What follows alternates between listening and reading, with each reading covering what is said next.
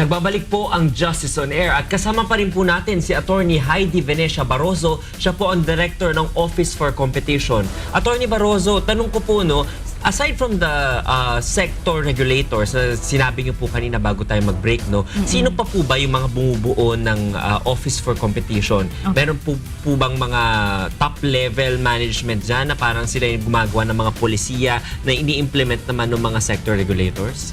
Well, actually, okay. Let me just discuss the structure of the OFC. No? So, the OFC is headed, of course, by Assistant Secretary Jeremy LC. So, he's the head of the Office for Competition. And below him is, of course, the Office of the Director, which is, of course, my position. So, under me naman po, as Director, I oversee several divisions. So, based po dun po sa aming pinaka-recent na NOSCA, we actually have 18 plantilla positions. So, divided siya into four divisions. We have the Economics Division, we have the Market Assessment Division, we have the Legal Division, and the Enforcement Division. So, bawat division po, meron din po yan, binubuo din po yan mga ekonomista, ng mga investigation agents, at saka po ng mga abogado. So, aside from yung po mga plantilla positions nito po, kami din po, we are assisted also by professionals from attached agencies of the DOJ, and even from the DOJ main, so may mga members ng legal staff, and tutulungan po nila kami, state councils, from the NBI, yan. So, even from the OSG, OGCC, so marami po talaga ang parang nagtutulong-tulong para po ma-attain po ng OFC kung ano man po yung mga objectives niya. And we are really lucky to have them helping us do our job. Ano po ba yung ginagawa ng opisina ninyo in terms of ensuring that there's a free competition in the market? So there are 1,000 ways to skin a cat, if you can say. So kung sa palagay namin na merong mas magandang way, mas mapapabilis yung pag-improve doon sa sektor na yon or sa merkado na yon, yun yung gagawin namin. That's precisely why at this time meron kami mga priority sectors na tinitingnan. Sectors that we believe na kapag napaganda namin yung level of competition, na-improve namin yung market na yun, magti-trickle down yung benefits sa consumers. And I'm referring to 3 sectors: energy, ports, and telecommunications.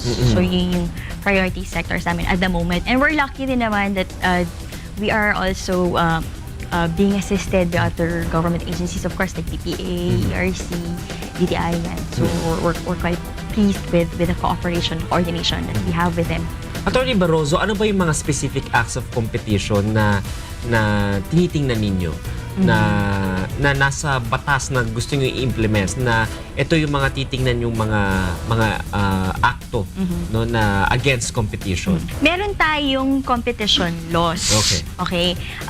Yun nga lang, they are so fragmented na they are found in different laws, in different provisions. So, sectoral kasi yung approach natin. So, for each sector, we have a law that regulates it. So, nandoon sa mga provisions na sa mga laws na yun, yung mga provisions na nagdi-deal about competition. But mainly, what we have, of course, is aside from the Constitution, so the Revised Penal Code, the Article 186. So, siya yung nagbabawal na mag-enter into an agreement yung mga distributors, sellers, para ma-restrain yung competition. So that's just one of the things. That's just one of the things na pinaprohibit niya, no. And then it also prevents monopolization to artificially fix the price, ganyan. To restrain competition also. So ito yung sa RPC, sa Revised Penal Code. Now what we're trying to come up with is yung comprehensive competition law na talaga nako-cover niya yung 3 important aspects or areas na masasabi natin dapat na nasa isang competition law, which is yung nagpa-prohibit ng anti-competitive agreements, nagpa-prohibit ng abuse of dominant position, at saka nagko-control din sa mergers and acquisitions para hindi siya mag-result to concentration in the markets or unduly restricting competition. Can you explain those three aspects na gusto nyo i-consolidate into one comprehensive law? So, okay. Simulan natin dun sa anti-competitive agreements. Okay. Ano. So, the classic examples of anti-competitive agreements are, halimbawa, price fixing. Okay. Okay, halimbawa, ikaw nagbebenta, Mm-mm. ako nagbebenta. Imbis, Nag-agree tayo. Oo, imbis na sabihin, di ba normally yan kapag may kompetisyon, Mm-mm. pababaan tayo ng presyo. Mm-mm, Oo, mm-mm. o kaya pagandahan tayo ng Totoo. produkto. Oo. Oo. Imbis na magtalo tayo sa gano'n, gagawin natin, mag-usap na lang tayo. Pareho na lang natin ibenta ng 45.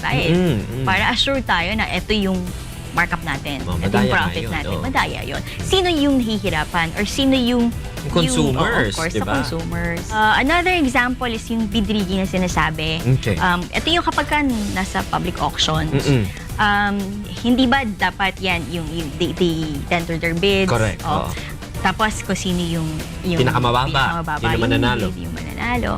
So, normally, kapag ka merong agreement among the bidders, ang sasabihin nila, okay, sige, ikaw na muna manalo ngayon. Ito ang i-bid mo para sure ka na ikaw ang mananalo. Pero next time, ako naman. So yun, yung bid rotation na sinasabi. That's just one example of bid rigging scheme. So that's another example Okay. of an anti-competitive agreement. Mm. Yung abuse of dominant position naman na sinasabi natin, which is another kind of Unfair. anti-competitive conduct na we wish to prevent. Ito yung halimbawa, meron ka ng share sa market ng alam mo malaki yung share mo sa Okay, market share. Oo, halimbawa you're controlling the market already because you have a lot of patrons already. Yes, diba? yes.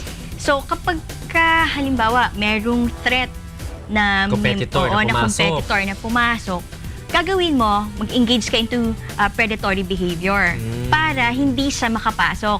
So gagawin mo, halimbawa, siya nag-compete sa'yo, nagbenta rin siya ng same product with yours. Kaya lang binabaan niya yung presyo. So nagsilipatan yung mga consumers sa kanya, di ba?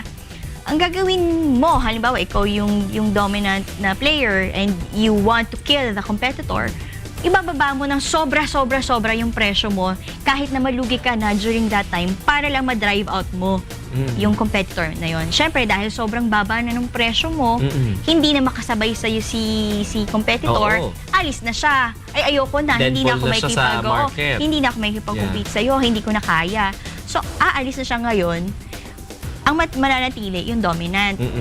Pero ang gagawin ni dominant, syempre, nalugi siya during that time na he's trying to force out the competitor. Gagawin niya, iakit niya yung presyo niya ngayon para ma-recover niya yung losses Yung niya. mga ginamit niya yung para mga patayin losses niya yun. para magamit niya. So that's predatory behavior na we don't want a dominant player doing. Ito naman, attorney, paano kung yung dominant player na yon bibilin niya o makikipag-merge siya dun sa competitor na yon? Kasama po ba yun dun sa gusto niyo i-consolidate sa batas na yon? Pero bago niyo po sagutin yan, magbabalik po ang Justice on Air.